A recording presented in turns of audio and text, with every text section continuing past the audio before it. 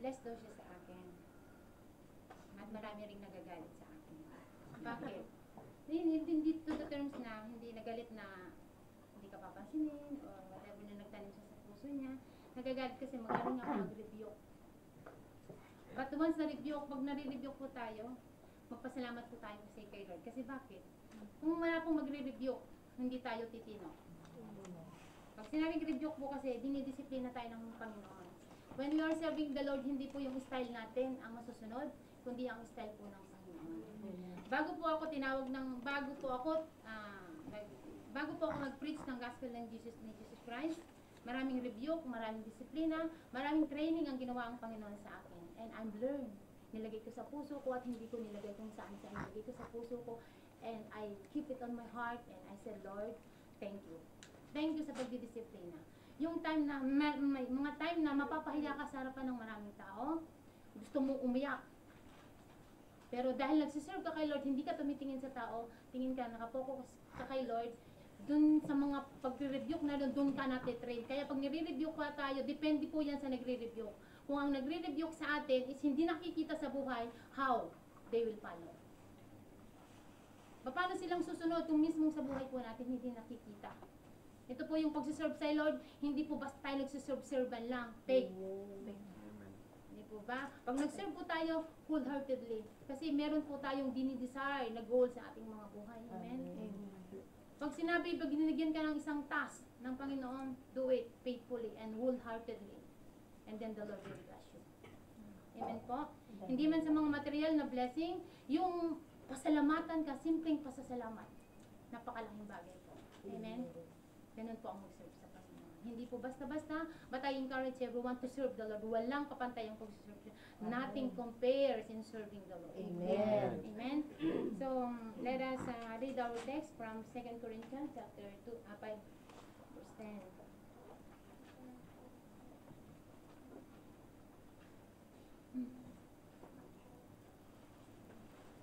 For we must all appear before the judgment seat of Christ, that each one may receive what is due him for the things done while in the body, whether good or bad. Let us pray. Heavenly Father, we thank you, Lord, for your words. Lord, I pray in the name of Jesus to open the understanding, Father God, to open the heart, to open the ears of your people right now, right here, who will hear your word, Father God. Holy Spirit, we welcome you. Take your place. Use me, Lord, as a channel of blessing, as an empty vessel of your word. Hide me in the shadow of your wing. May your glory be seen only, O Lord, in this place. In Jesus' name I pray. Amen. Amen. Amen. Actually, this verse I already preached in the Pujera, but it's different. Magkaiba po siya. For we must appear before the judgment seat of Christ, for each one may receive. Tatanggap po tayo. Tatanggap po tayo ng mga bagay. Kung halimbawa, ang ginawa mo ay maganda, what will be the reward? Maganda. Maganda. Of course, nagtanim ka ng maganda. You have to reap what you sow. Amen? Amen. Amen. Kung nagtanim ka ng pangit, anong aanihin mo? Pangit. Pangit din. Maaaring sabihin mo, hindi naman, re-reward naman ako ni Lord. The Lord is a merciful. Yes, the Lord will reward you. But in His perfect time, makikita mo yung mga punishment ng Lord. Amen? Sabi niya, may receive what is due for Him for things done, yung mga ginawa. Yung mga ginawa natin. Ano na ba yung mga ginawa natin? Marami ka nang inaway, marami ka nang pinagsalitaan, marami ka nang ginawa ng kabutihan. For the things that we have done, sabi niya, while in the body, habang nasa katawan lupa tayo. Amen. Kasi wala pa tayo sa glorified body, hindi pa rapture, so ibig sabihin, nandito pa tayo sa katawang lupa. Amen po. Body, whether good or bad. When I was preached this in Pujera, I focus on the things, the bad that the people did. Yung mga pangit na ginawa ng tao, kung ano ba yung mga punishment, kung ano ba yung mga kaukulang reward para sa kanya o para sa atin. Amen.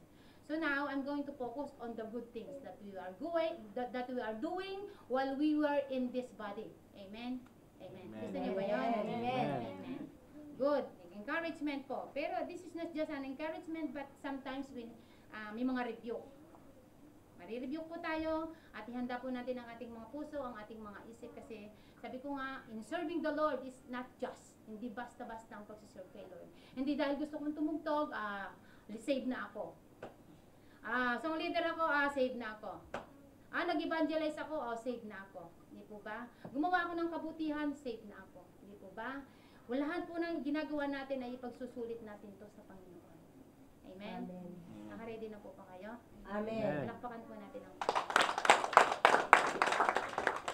sabi niya, there are two things that things will happen.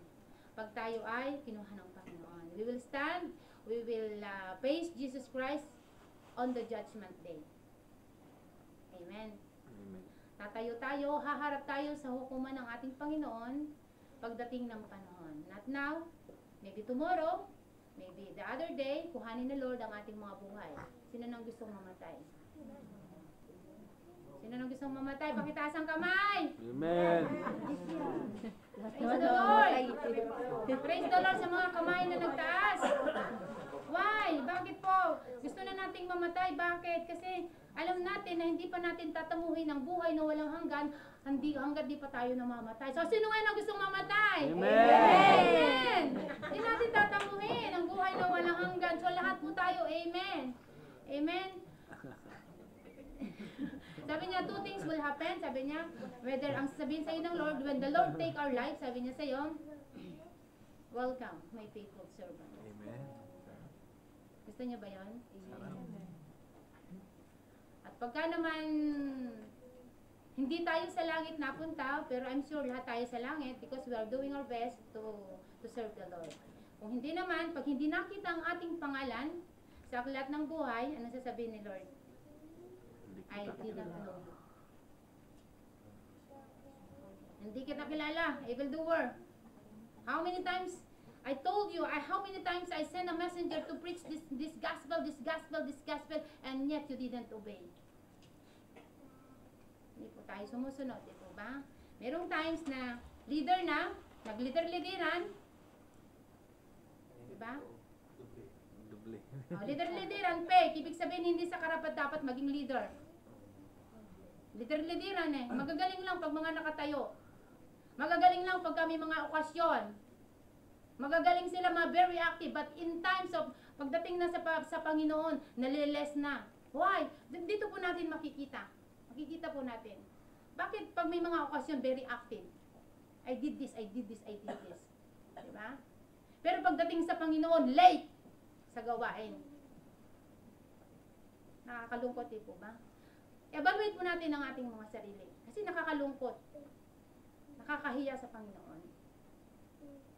When I first served the Lord, when I said, Lord, I surrender my life to you. Nung sinabi ko, binanggit ko sa aking labi na ako'y magsiserve, I do it straight. Doon napakahirap para sa akin. Pero ginawa ko yun dahil that promise. Nagbow ako kay Lord. Where is that vow to the Lord?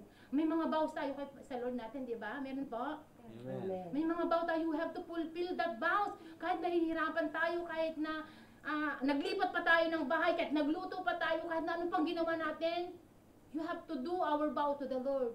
Di ba? Kasi vow natin kay Lord yan Kahit may sakit. Ako naranasan kong magkaroon ng pinagsisikapan kong makapaglingkod sa Panginoon. Hindi ko itinataas ang sarili ko, pero gusto kong tularan ninyo yung mga ginawa ng mga apostol natin. Ano ba yung mga apostol natin? Sila Pedro. Bakit paano ba silang namatay?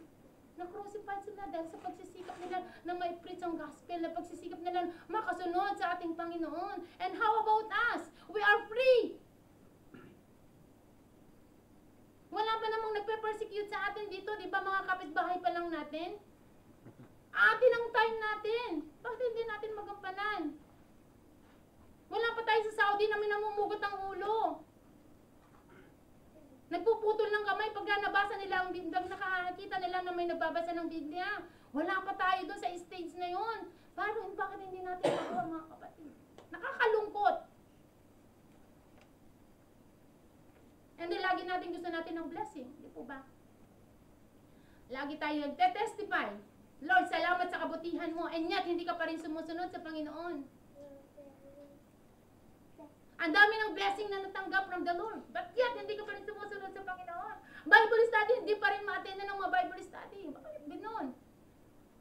hindi pa tayo nahihiya sa Panginoon, ang dami ng blessing na tinanggap natin kay Lord. Ako yung mga simpleng blessing. Hindi ko tinataas ang sarili, pero tinitignan ko yung sarili ko. Ini-evaluate ko ang sarili ko, Lord, sa mga konting blessing. Nagpapasalamat ako. Pinasasalamatan ko yung ginamit mong tao para pagpalain ako. Bakit hindi pa rin natin magawa? Hindi naman tayo naglalaro lang sa Panginoon. Ba't hindi natin pagsikapan? Isisisi natin sa iba-iba. Si ganito kasi, si ganito kasi, si ganito kasi. Wala kasing ganito. Bakit hindi natin gawin? Kung nagkamali na yung isang kapatid natin at nakita na natin yung then do! Mag-take initiative na tayo.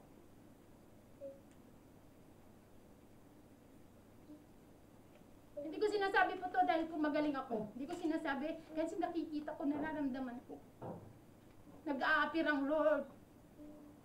Nagpapakita ang Lord, nagpaparinig ang Panginoon sa atin. Di po ba? Ano yung ginagawa natin para sa Panginoon? Kalugod-lugod ba tayo sa Kanya? Pag may kasayahan, tawa ng tawa, ha ha ha, sige, labas lahat ng ngala-ngala. Di po ba? Pag hugutan ng bulsa, wala nang magugot.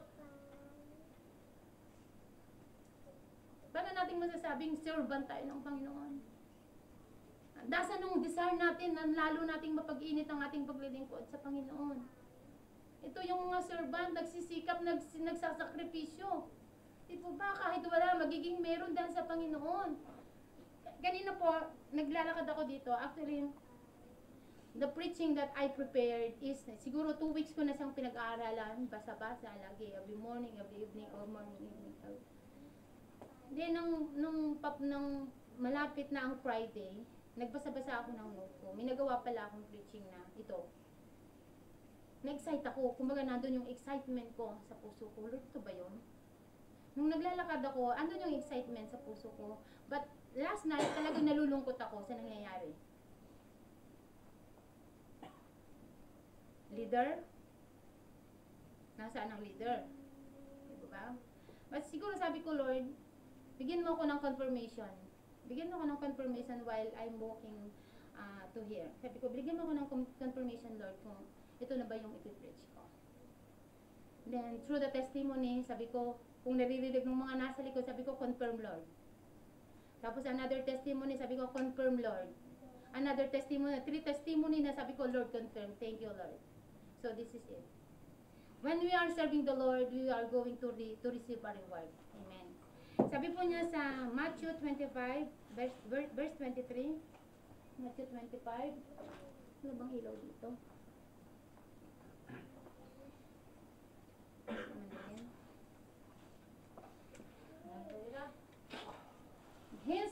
His master replied, well done, good and faithful servant.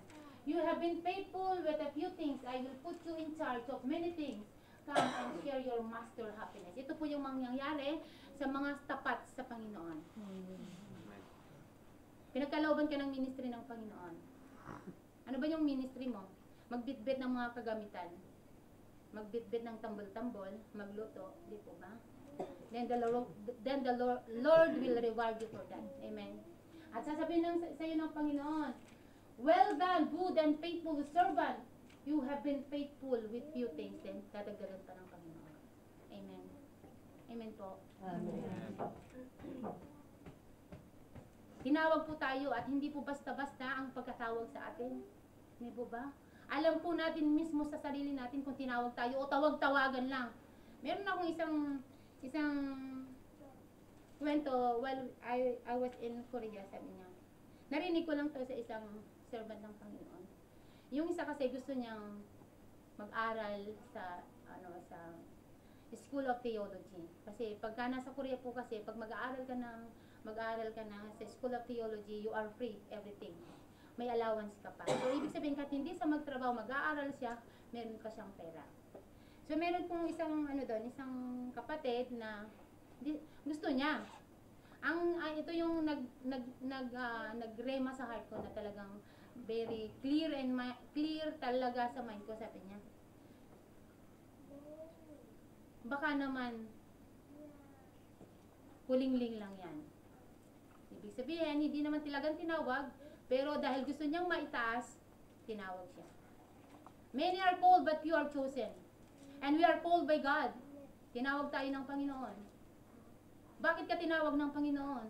Because the Lord has seen in you that you have the ability to serve Him. Amen? So pagbutihin na po natin. The end times are coming. Ito na po yung ating huling panahon. Nasa huling panahon na po tayo. One day, the Lord will come. Do you think? Sabihin nyo sa sarili nyo, tanungin nyo sa sarili nyo, tanungin natin ang sarili natin, kung Lord, nagambatan ko ba yung task na binigay mo sa akin?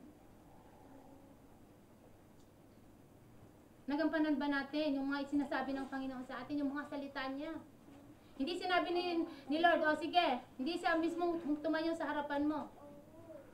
But the Lord has appointed a person, a servant, for you to serve Him, to have the task to do it. Nag-appoint ang Panginoon para magawa natin kasi bakit nag-a-appoint ang Panginoon? Kasi we are His children, tayo yung mga tinawag ng Panginoon. Nagiging busy tayo sa mundo tapos gustong-gusto naman natin pumunta sa langit. Pagdating ng panahon, Lord, kasama ako sa rapture. Eh, paano kung hindi mo nagampanan yung mga pinagagawa ng sa iyo ng Panginoon? You are called. We are called. Amen? Atin din pong basahin, sabi niya sa Revelation chapter 19 verse 8.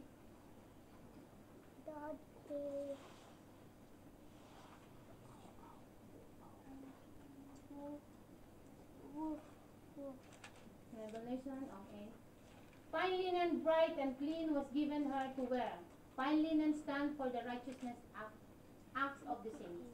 Ibig sabihin, when we are going to hold by Lord, ibig sabihin, pagka kinuha na tayo ng Panginoon, sabi niya, fine linen, bibihisan tayo ng isang puting-puting damit. Kaya sabi ng Lord, well done my faithful servant, halika dito, bihisan siya ng magandang puting damit.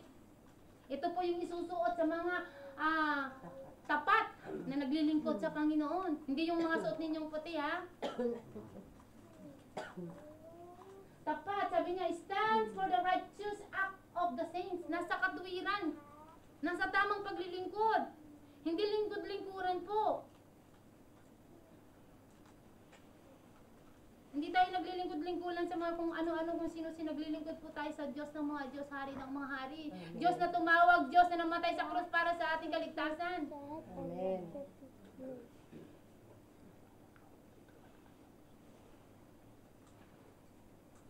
Sabi po niya dito sa James 1:12.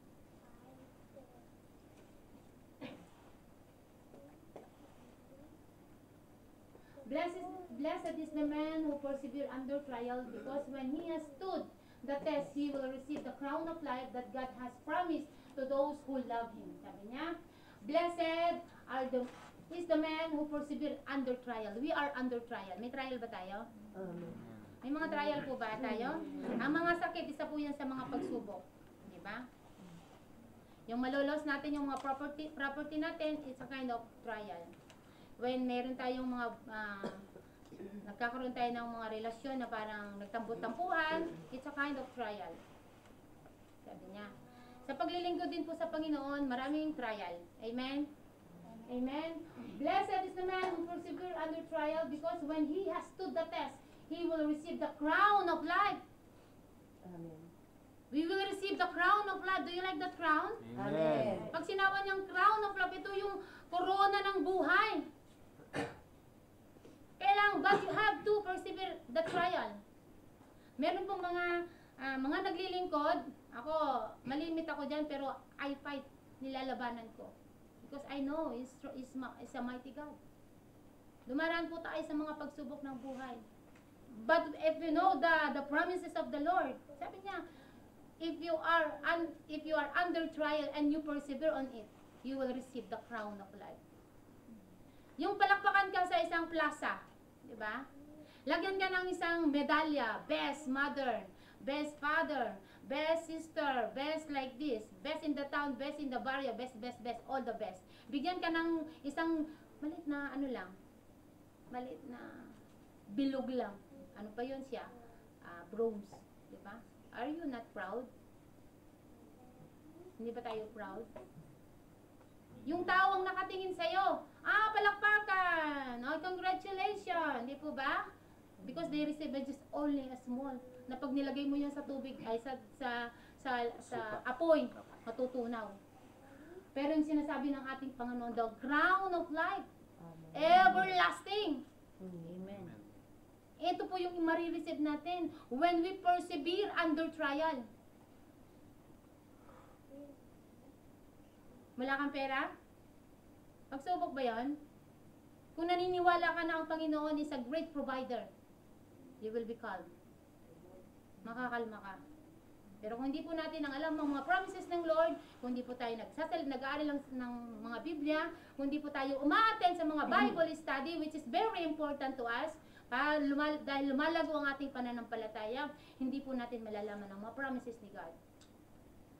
Unless wala kang time, na talaga namang hectic ang trabaho mo, pwede. Pero kung may time ka lang din naman, pumunta kay Lord, sarili mo ang time mo, punta ka sa Panginoon.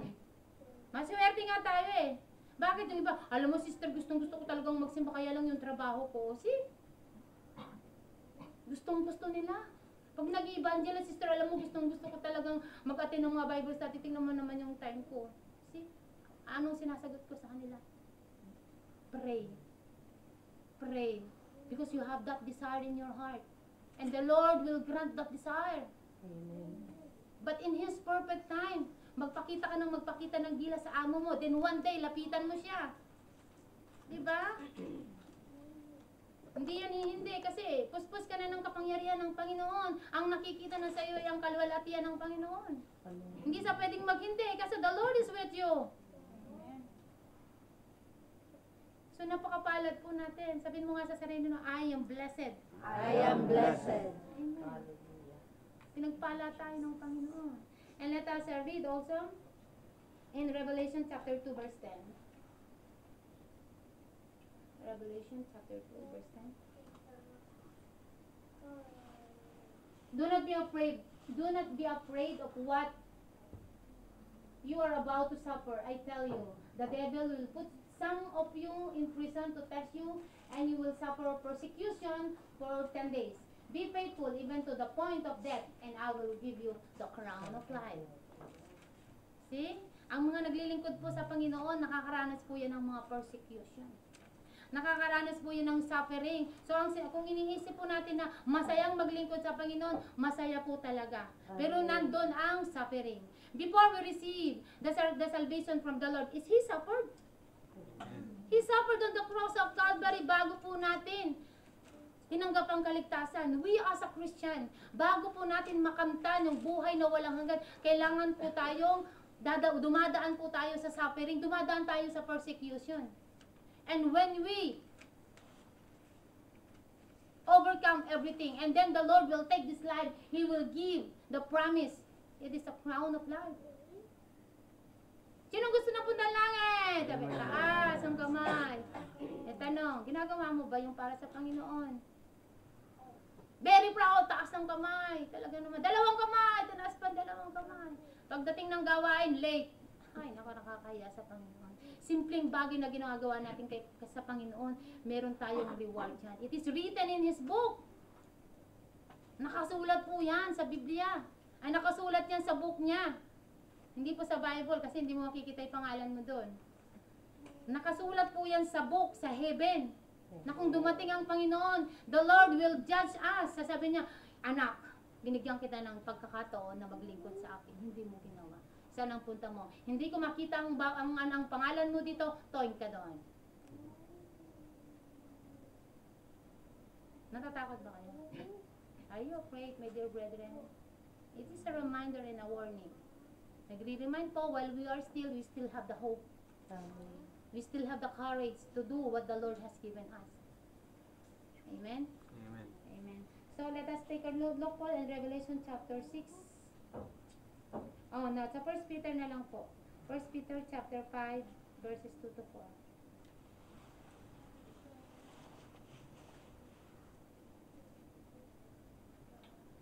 Be shepherd of God's flock.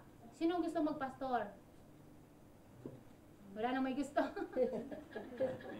Serving the Lord is nothing compare. Amen. Sino gusto magpastor? Be Amen. true. Be honest. Mahirap daw magpastor. Totoo ba, pastor? Sabi niya, kasi kahit nasasaktan, nakangiti pa rin. Kahit nasasaktan, kahit nagsasuffer, pinipilit pa rin. Diba ba? Kahit marami ka nang narinig, kahit mga, praise the Lord. Be shepherd of God's flock that is under your care, serving as overseer. Hindi lang naman to nagre-regard sa pastor. Every one of us. Kailangan po tayong magbantayan. Hindi po magbantayan na ano ha. Pag ang isang kapatid natin nahuhulog sa kasalanan, bantayan, pagsabihan. Ito po yung mga trabaho ng nagsishepherd. Sabi niya, not because you must, but because you are willing. You are willing. Ibig sabihin, ginagawa mo, willing na willing ka, na gawin para sa Pinoy. As God wants you to be. Not greedy for money. Oh, ito na ha. Not greedy for money. Kasi po, may mga pagkakataon na yung iba gusto nilang magpastor because of the tithes. Totoo, katotohanan. Amen? Amen. Nagpapayaman dahil sa tithes. Amen. Not greedy of money. Bilang servant ng Panginoon, hindi po ito yung magiging attitude natin. Hindi po ito yung magiging desire natin.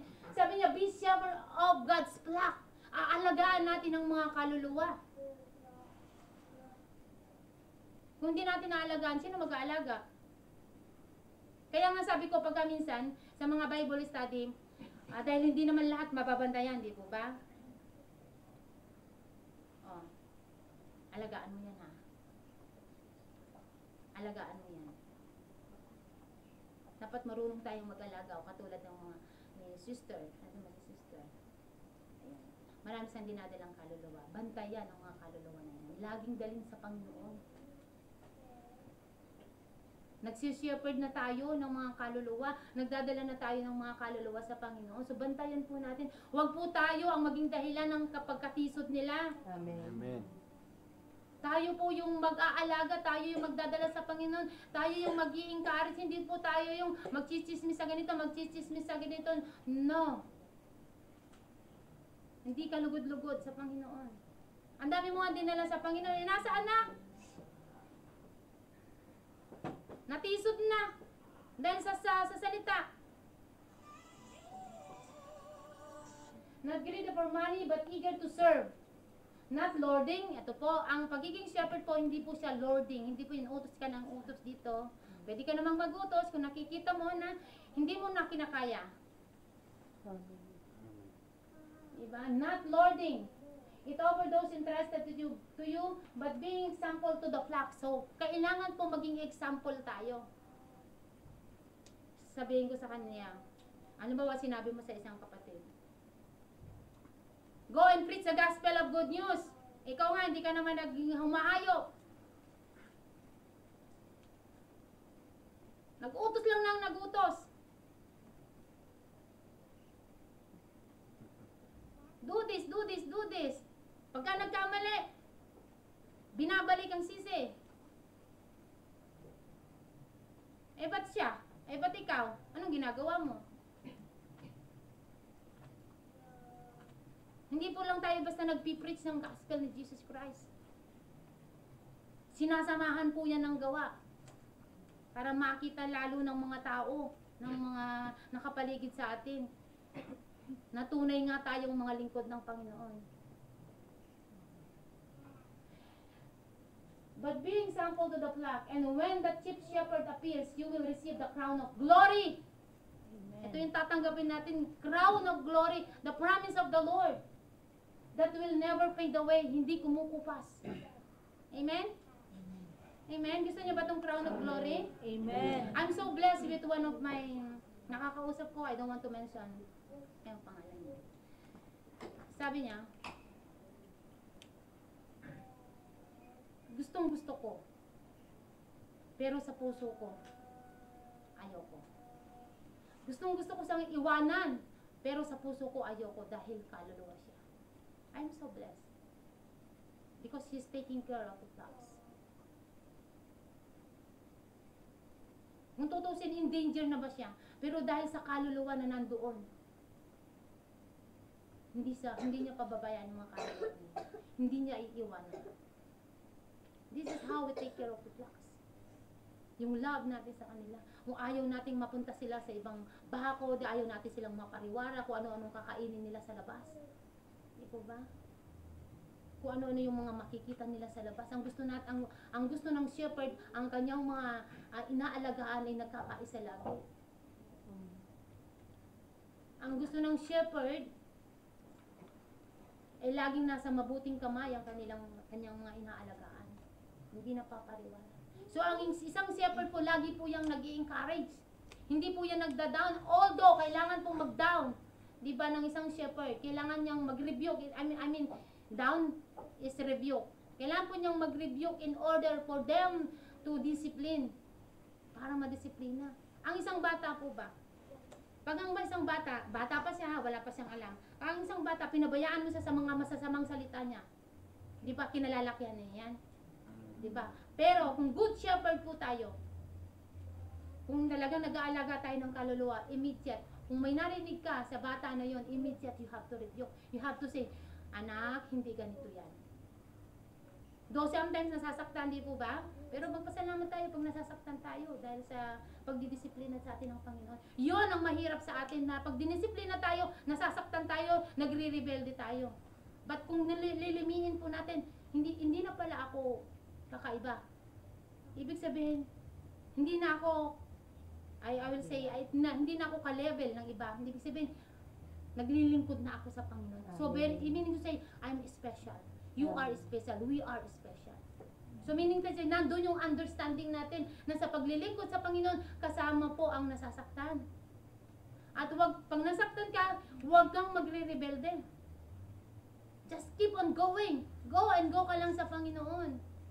Makikita mo, when you overcome, yung ma-overcome mo ng ganyan, makikita mo na yung sarili, eto na pala ako, Lord. Ginagamit mo na pala ako, Lord.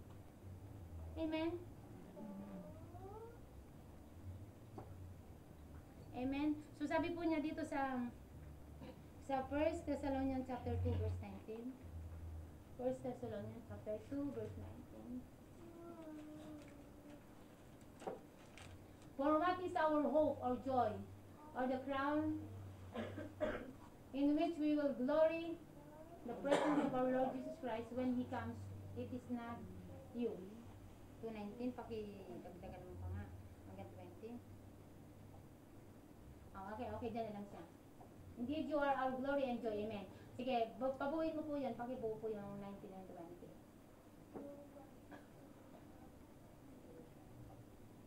Amen. For what is our hope? Ito po. Hope. Tayo po mga mananampalataya na ni Jesus Christ. Bakit ba tayo nandito? Bakit tayo nagba-Bible study? Bakit tayo nangangaral ng salita ng Lord? Bakit tayo nag-evangelize? The Lord said, for what it is our hope, our joy, or the crown in which we will glory. Si Apostol Pablo po. May mga prayer si Apostol Pablo na sinasabi niya na lumago kayo sa pananampalataya. Nagbibigay siya ng pag-asa sa mga tao. Nandun yung kanyang pag-asa na sa kanyang ginagawa, makakamtan niya yung yung crown, yung isang corona na nagmumula sa Panginoon. Tayo po, pagka tayo ay nakakawin ng mga kaluluwa at nakikita mo na yung kaluluwang dinala mo sa Panginoon ay ginagamit ng Panginoon, ano yung mararamdaman ninyo? Joy! At hindi lang po yan joy yan lang. Everlasting joy po yan. You are very proud to the Lord because you have done. Nagagawa mo yung mga sinasabi ng Panginoon. Diba? Mararanasan mo yung glory and joy ng Panginoon. Pag nakapagdala tayo ng mga kaluluwa sa Kanya, sa Kanyang paanan, yung makikita mong naglilingkod ang isang kaluluwa na ito. I want to share. This is not a secret anymore, but is sikreto ko lang dapat. But I want to encourage everyone. When I am nakaka-win ako ng kaluluwa para sa Panginoon. Paano yung prayer ko para sa kanila? Lord, kung papaanong tinawag mo ako, kung papaanong ginagamit mo ako, gamitin mo rin yung kaluluwang ibinigay mo sa akin to take care. Ibig sabihin, kailangan Lord, hindi kailangan, sana Lord, yung kaluluwa na ibinigay mo sa akin ay lumago at gamitin mo rin kung paano ginagamit mo ako.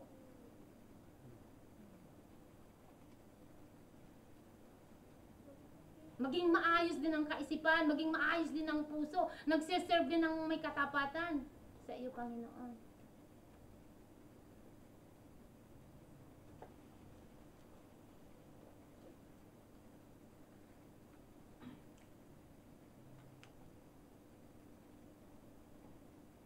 Pag ang isang kaluluwa po na nawiwin natin isang kaluluwa sa Panginoon, hindi po yan basta lang nawin natin.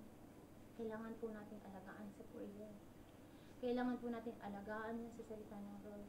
Kailangan po natin encourage. So sometimes kailangan natin i-review kung talagang mali. Po ba? Pero kung kailangan po na i-lift siya, then lift up kung nakikita po natin na siya talaga ay gustong maglingkod sa Panginoon. But in His perfect time, sabi ko nga, wait ka lang. Wait ka lang. In His perfect time. If the Lord touch your servant, then you will be lifted up. Mataas ka ng Panginoon. Hindi po sinasabing itataas na magpipreach ka dito, magtatambol-tambol ka dito. Hindi lang po yan ang sinasabing pagtaas ng Panginoon.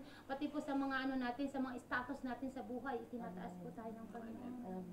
Ang tingin ng tao sa atin, tinataas na po tayo. Oh, yan pala si ganito. Ay, praise the Lord, di ba? This is the joy. Ito po yung joy na nararanasan ng mga nagsuserve kay Lord, nagtitake care ng flocks niya. Amen? Palakpakan niya po natin ang Panginoon. Amen.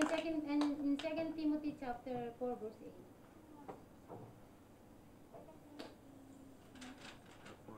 Chapter 4 verse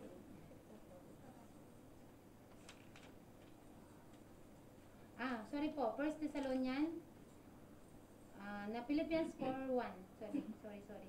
Philippians chapter 4 verse 1.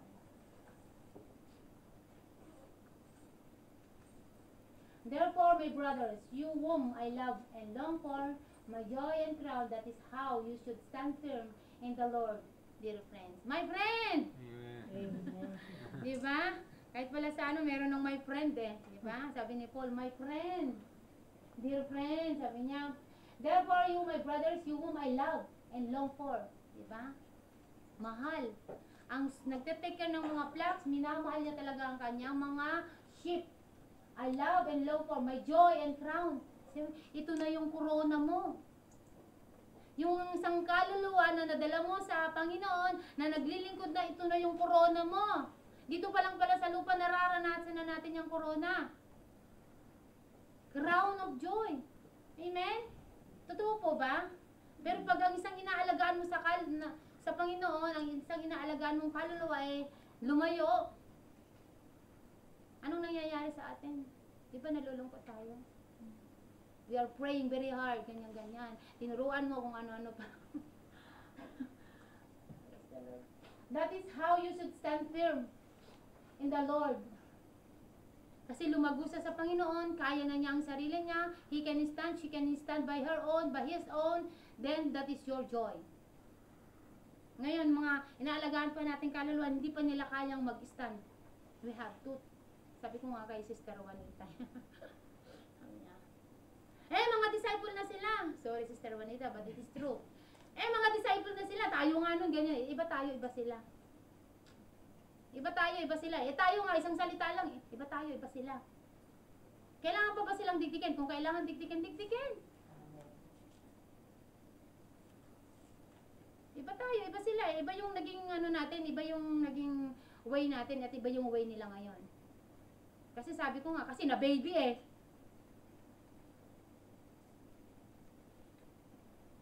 Tingnan mo yung bata, pag meron ako isang kaklase ng anak ko. Malaki na siya, pero bugoy-bugoy pa siya kasi masyadong tinake care ng mama.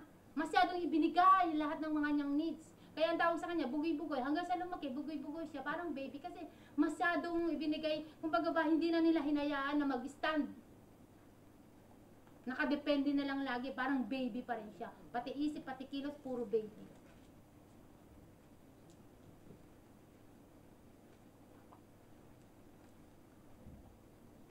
Ako ang katwiran ko sa mga anak ko, lalaki ang anak ko. Sabi ko, kailangan nilang tumayo sa sarili nila. Ngayon, sabi ko nga sa kanila, ngayon, sabi ko, andito pa ako. Pero, darating ang araw, mawawala ang mama. Kung kailangan yung tumayo, magdesisyon ng tama. Pero siyempre, ang laki ng part ng magulang, di ba?